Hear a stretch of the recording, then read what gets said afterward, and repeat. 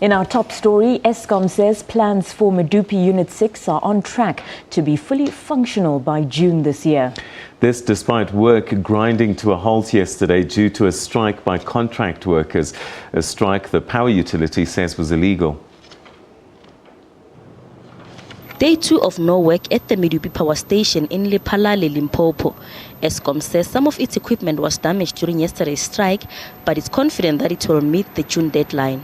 If the people decide to go on strike for a much prolonged period of time, then obviously it will have a bearing on the commercial operation of this unit.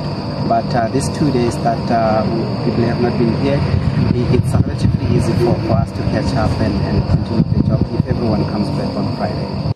Meanwhile, the case in which Eskom CEO Tshediso Matona is challenging his suspension has been reserved until tomorrow in the Labour Court in Johannesburg. His legal team argued that Matona was not accused of any wrongdoing and therefore his suspension is unlawful. Matona and 3 other senior executives were suspended 2 weeks ago after an independent inquiry was instituted into Eskom's affairs. The odds are stacking up against the power utility, with executive direction currently unclear. They did not finish their business yesterday, so they have rescheduled their meeting for sometime next week. And once they are ready with their pronouncement, they will do so, or they will make the announcement through the Minister of Public Enterprises. The Democratic Alliance wants government to immediately open Eskom up to private sector competition and create policy certainty to resolve current crisis at Eskom. The party is among several opposition parties that have raised concerns over the challenges Eskom faces. There was an ideology that electricity generation and transmission had to be controlled by the central state.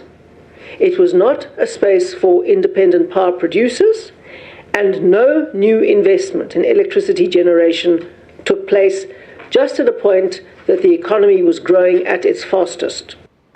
COPE and the UDM have both called for the resignation of Eskom chairperson Zola Tsotsi and an immediate stabilization of leadership within the power utility. Eskom announced earlier it is implementing stage 2 load shedding from 12 midday to 10 p.m. as a result of shortage of generation capacity. Several units are currently out of service due to planned and unplanned outages.